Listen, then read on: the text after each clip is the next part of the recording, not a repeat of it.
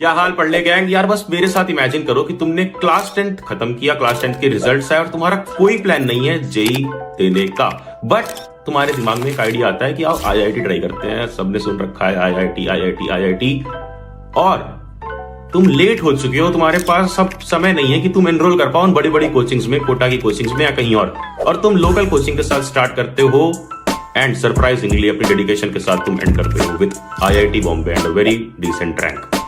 तो आज हम मिलने वाले हैं ऐसी एक तुम्हारी दीदी के साथ, श्रुति दीदी के साथ, और जानने वाले हैं पूरी story from scratch to start, from class 11 to exactly the date when JEE results were announced and when she got to know that she is now in IIT Bombay। Akshay के साथ पढ़ ले सीनियर्स को भी सब्सक्राइब कर लो ताकि हम रहे 10th के साथ भी और 10th के बाद भी। Hi Shruti, how are you? Hello Akshay, I'm very good. What about you? Yeah, good। अब एक क्वेश्चन क्लास 11th वाले स्टूडेंट्स के मन में रहता है जो 11th में स्टार्ट करते हैं अपनी जेई प्रिपरेशन या 11th में एंटर ही कर रहे होते हैं 10th से, और उन्हें देखने मिलता है कि इतना वास्ट सिलेबस और इतना डिफरेंट टाइप ऑफ सब्जेक्ट्स हैं। सब्जेक्ट के अंदर भी सब सब्जेक्ट्स हैं, लाइक सबने कोटा फैकल्टी देख रखी होती है, और केमिस्ट्री तो सब आधे लोग उसी डायलॉग से डर के बैठे होते हैं कि केमिस्ट्री में ऑर्गेनिक मिलेगी, फिजिकल मिलेगी, इनऑर्गेनिक मिलेगी, इतना बड़ा सिलेबस में मिलेगा। तो क्लास 11th का जो ये सिलेबस इतना बड़ा है, इसको सही टाइम पे कैसे कवर करें ताकि क्लास 11th के बैकलॉग्स न बने जो मोस्ट ऑफ द स्टूडेंट्स के बन जाते हैं। इट्स नॉट दैट डिफिकल्ट जितना कि ये साउंड करता है। लाइक अगर तुम बस क्लास के साथ पेस मैच कर पा रहे हो ना, दैट्स इनफ। जो अगर जिस भी कोचिंग में तुमने इनरोल किया है, अगर उसके साथ सिर्फ तुम अपने पेस मैच कर पा रहे हो एंड जितना टाइम जिस होमवर्क को दिया गया उतने टाइम में उसको फिनिश कर रहे हो, बिकॉज मेरे सर हमेशा ये कहते थे कि अगर आज एक चीज छूट गई तो उसको दोबारा करने के लिए टाइम नहीं मिलेगा, इतना फास्ट ये प्रोसेस चल रहा होता है। सो जस्ट ट्राई कि जो चीज हो रही है उसको तुम अच्छे से उसी टाइम पे कंप्लीट कर पाओ, तो कोई बैकलॉग बनेगा ही नहीं। अगर बैकलॉग बनता भी है तो ट्राई करो पहले थ्योरी को कवर करने का एंड उसके बाद प्रैक्टिस पे जाने का, बिकॉज अगर थ्योरी कहीं पे भी थोड़ी ऊपर नीचे रह जाती है तो ज्यादा दिक्कत होती है as compare to practice. Practice end में जाते जाते through mock test through everything else हो जाती है अल्टीमेटली, बट अगर तुम्हारा कहीं पे कंसेप्ट लूज रह जाता है तो वो आगे के फाउंडेशन में भी दिक्कत देता है एंड साथ ही में तुम्हें काफी ज्यादा मेंटल प्रेशर भी देता है कि भाई चैप्टर छूट गया कैसे होगा अब आगे। तो ट्राई करो कि थ्योरी पे सबसे पहले ज्यादा फोकस करो एंड जो भी टाइम ड्यूरेशन टाइम लिमिट तुम्हारे कोचिंग वालों ने सेट करी है कि हमें यहाँ से यहाँ तक सिलेबस इस टाइम में कंप्लीट करना है, try to complete your syllabus in that duration only, तो बैकलॉग बनेगा ही नहीं। How do IITians make notes? क्योंकि नोट्स बनाते वक्त यार लोगों के दिमाग में रहते हैं कुछ क्वेश्चंस की। एक तो नोट्स हो गए जो हमने क्लास में बना लिए जब टीचर पढ़ा रहा है, डिक्टेट कर रहा है, लेक्चर ले रहा है तब, या एक नोट्स हो गए जो एंड में बनाते हैं जिन्हें हम शॉर्ट नोट्स कहते हैं। तो आपने कौन से नोट्स यूज किए, कैसे नोट्स बनाए, और आर नोट्स हेल्पफुल और नॉट? सो मेरा प्रेप काफी शॉर्ट ड्यूरेशन का था तो मेरे को इतना टाइम नहीं मिला था शॉर्ट नोट्स बनाने का, बट मेरी एक आदत थी जो काफी अच्छी थी, वो कि मैं काफी रिवीजन करती थी नोट्स का। सो जनरली जितना टाइम शॉर्ट नोट्स रिवाइज करने में लगता है उतना मुझे मेजरली ऊपर से अपने नोट्स को रिवाइज करने में लगता था। तो शॉर्ट नोट्स मैंने पर्सनली खुद अपने प्रेप में तो नहीं बनाए थे, बट काफी लोग बनाते हैं, काफी हेल्पफुल होते हैं।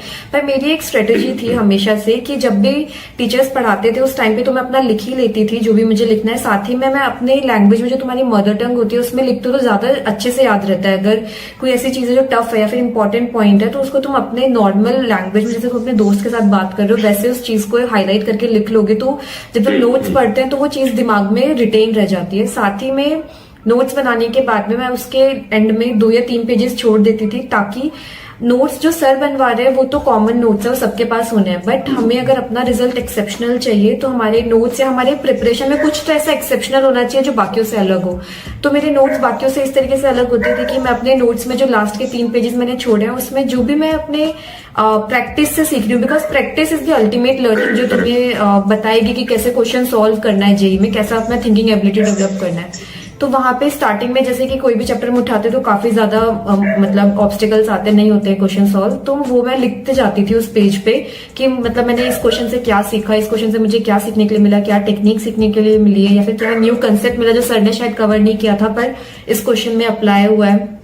तो इस तरीके से मेरे नोट्स जो थे वो बाकियों के कंपैरिजन में थोड़ा इम्प्रोवाइज्ड वर्जन बनते थे एंड इससे एक ये फायदा होता है कि लास्ट में जब तुम रिवीजन करने जाते हो तो ज्यादा हेल्प होती है, क्योंकि हम रिवीजन करते टाइम सारे जितने हमने क्वेश्चन प्रैक्टिस करे थे वो तो रिवाइज नहीं कर सकते, बट ये जो नोट्स है सिर्फ 3 पेजेस के, ये हम जल्दी से रिवाइज कर सकते हैं। तो हमारा एक तरीके से सारा समरी रिवाइज हो जाएगा जो भी हमने सीखा है इन दैट प्रैक्टिस ड्यूरेशन। सो ये स्ट्रेटेजी मैं मोस्टली फॉलो करती थी for the notes. 199 pages E book for class 11th PCMB, यानी एक ई बुक परचेज करोगे हमारी वेबसाइट पे जाके, लिंक डिस्क्रिप्शन में है। उस एक ई बुक में सपोजिटली वो फिजिक्स की ई बुक है, तो इसमें 199 पेजेस में पहले बेसिक मैथ्स, फिर चैप्टर 1 से लेके पूरा एनसीईआरटी सीक्वेंस के अकॉर्डिंग सारे चैप्टर्स बहुत ही कंसाइज मैनर में, जितनी डिटेल में जाना चाहिए उतनी डेप्थ में जा करके बहुत ही अच्छे तरीके से इंग्लिश में एक्सप्लेन किया है, सॉल्व एग्जांपल्स डाले हैं। सिमिलरली केमिस्ट्री भी अलग बुकलेट है 199 पेजेस की, यहां पर भी तुम जा करके पूरी केमिस्ट्री सिर्फ 199 पेजेस में खत्म कर सकते हो। तो सोचो, अगर तुम्हारा किसी एक या 2 चैप्टर में बैकलॉग है, उसको कितने कम से कम पेजेस में, मात्र 12 से 15 पेजेस में स्वाहा कर सकते हो। जरूर इस ई बुक का यूज करना, फिजिक्स, केमिस्ट्री, मैथ्स, बायोलॉजी सबके लिए ये ई बुक आ चुकी है, padlakshya.com पे मिल जाएगी, लिंक मैं डिस्क्रिप्शन में दे दूंगा। और इस टाइम पे बहुत नॉमिनल फीस पे, बहुत नॉमिनल कॉस्ट पे मिल रही है, अभी जाके परचेस करो। अब मैं ये पूछने वाला हूं कि लोगों को जानना होता है कि how to study, even if it's online और online, how to study means pre class आप क्या कर रहे होते हो, वाइल क्लास कैसे कर रहे होते हो, लेक्चर्स कैसे लेते हो, नोट्स कैसे बनाते हो while class, and post class, class से आने के बाद आप क्या करते थे। इन तीनों फेजेस में सबसे इंपॉर्टेंट फेज होता है इन क्लास वाला, मुझे जो लगता है। अगर तुमने क्लास में जितना पढ़ाया जा रहा है, डिलीवर किया जा रहा है, अगर उसका 70-80% भी एब्जॉर्ब कर लिया है और तुम्हारा दिमाग समझ पा रहा है, इट्स मोर देन इनफ। उसके बाद जो थोड़ा बहुत काम बचता है वो आगे और पीछे हो सकता है, बट इन क्लास की एक्टिविटी सबसे ज्यादा मायने रखते हैं मेरे अकॉर्डिंग। अगर कुछ नहीं समझ में आ रहा है तो उसको दोबारा पूछो, बट क्लास के जो डाउट्स है उसको एक्यूमुलेट मत होने दो, बिकॉज जो क्लास के डाउट्स जो एक्यूमुलेट होते रहते हैं वही सबसे ज्यादा हमारा कॉन्फिडेंस गिरा देते हैं, एंड हमें जो हम क्वेश्चंस लगाने जाते हैं तो हमसे नहीं हो पाते। तो मेरा जो मेजर फोकस रहता था कि क्लास में 100% अटेंटिव रहो।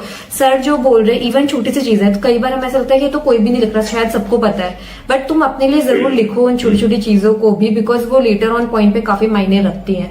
सो नोट्स बनाते टाइम काफी ज्यादा केयरफुल रहो, जो भी तुम सुन रहे हो उसको जरूर लिखो, थोड़ा स्पीड बढ़ाना पड़ेगा, बट कुछ भी मिस ना इस तरीके से करना होता है। अगर तुम लोगों के टीचर्स पहले से पीडीएफ अपलोड करते हैं तो ये भी कर सकते हो कि पीडीएफ का प्रिंट आउट लेके जाओ, एंड उसी में मतलब स्पेस होती है तो उसी में लिखते जाओ जो भी तुम्हें एक्स्ट्रा चीजें मिलती हैं। तो अभी काफी ऐसा हो रहा है। मेरे टाइम पे तो मैंने खुद सारे नोट्स खुद से अपने हाथ से ही बनाए थे, बट अगर तुम्हें लग रहा है टीचर्स की पेस बहुत ज्यादा स्पीड अप है तो उनको बोलो थोड़ा सा स्लो डाउन होने के लिए। काफी बार बच्चे बोलते नहीं है, टीचर्स काफी अपने पेस पे पढ़ा रहे होते हैं, एंड उनको सिर्फ 30-40 या 50% मेजरली समझ में आ रहा होता है, उसके ज्यादा नहीं समझ में आ रहा होता है। तो इवन इफ तुम कितना भी टाइम प्री या पोस्ट योर क्लास दे दोगे तो उसका बेनिफिट उतना हो ही नहीं पाएगा, बिकॉज टीचर्स से जो समझ में आना था वही समझ में नहीं आया तो रिवाइज करके क्या ही हो पाएगा।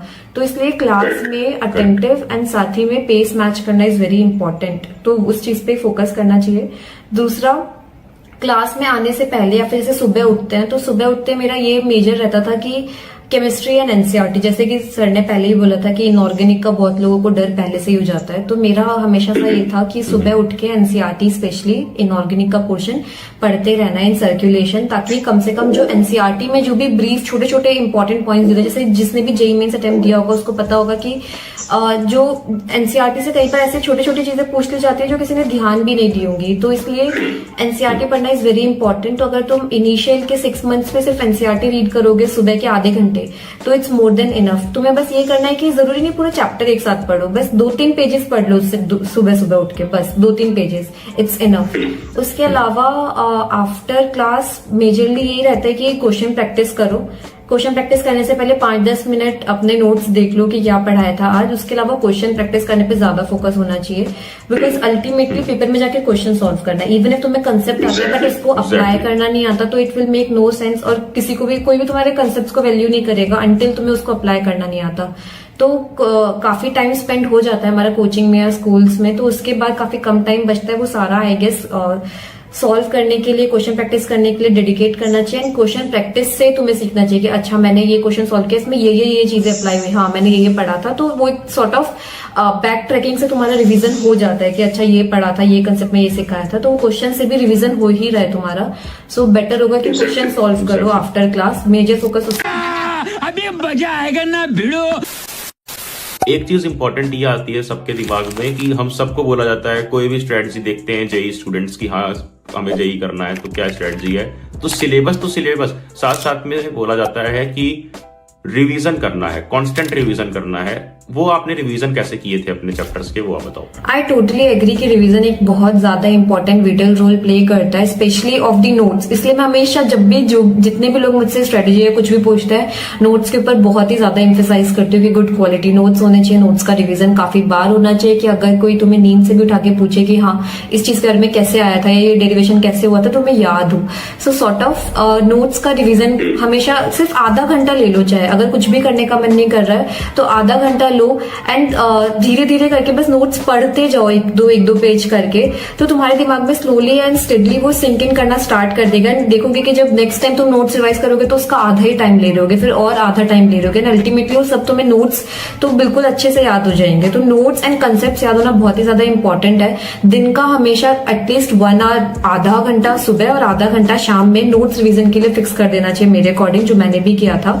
मैं नोट्स रिविजन तो फ्रिक्वेंटली करते रहती थी, जैसे क्लास में अगर सर 10 मिनट लेट आ रहे हैं या 5 मिनट का गैप है तो जस्ट एकदम जल्दी से देख लिया। इतना अच्छे से ऑफकोर्स गो थ्रू नहीं हो पाएगा कि एक एक लाइन बाय हो गया, बट एक रफ आइडिया भी हो जाता है तो वो तुम्हारे दिमाग में बैठ जाता है एक तरीके से। अगर आज 2 लाइन छूटी है तो कल और कोई 2 लाइन मतलब तुम नहीं सीख लोगे, तो बट रिवीजन करना इज वेरी नेसेसरी। तो साथ ही साथ में रिवाइज, जैसे 10 मिनट भी मिलते हैं अगर दिन के, तो उसको रिवाइज जरूर करो, उसमें जो भी तुम्हें पढ़ाया है, स्पेशली नोट्स जो तुम्हारे खुद के नोट्स हैं उनको रिवाइज जरूर करो। आईआईटी में क्या ऑफर करने को है, क्यों लोगों को आईआईटी के लिए जाना चाहिए और क्यों लोगों को इतनी सीरियस प्रिपरेशन, इतने सीरियस हार्डवर्क के थ्रू जाना चाहिए। गुड अचीवर या बड़े बड़े जितने भी पर्सनालिटीज हैं, अगर हम उनकी लाइफ स्टोरी देखते हैं तो वो हार्डशिप के थ्रू ही वहां तक पहुंचे हुए होते हैं, and this is one of this step. कम से कम हम अपने एफर्ट्स पुट करना तो जरूर सीखते हैं इस जर्नी से, इधर हम आईआईटी में आए या नहीं आए। एंड इवन इफ हम आईआईटी में आ जाते हैं तो यहाँ पे स्टोरी खत्म नहीं हो जाती हार्डशिप की, यहाँ पे स्टोरी बिगिन होती है हार्डशिप की। इवन आईआईटी में आके इतना कॉम्पिटिशन तुम्हें फेस करना पड़ेगा, तो until you are on your toes तुम लोग नहीं सक्सीड कर पाओगे। तो इट्स नेसेसरी कि हम एक हार्डशिप अपने अंदर का बेस्ट लाना, इस सबकी आदत डाल ले, तभी पॉसिबल होता है कि हम कुछ एक्स्ट्रा ऑर्डिनरी अचीव कर पाए अपने लाइफ में।